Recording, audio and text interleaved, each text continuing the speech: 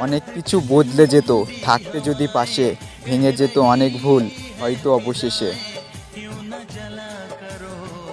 সেই সম্পর্কগুলোই সুন্দর যে সম্পর্কে একজন অন্যজনকে বোঝার মতো ক্ষমতা রাখে।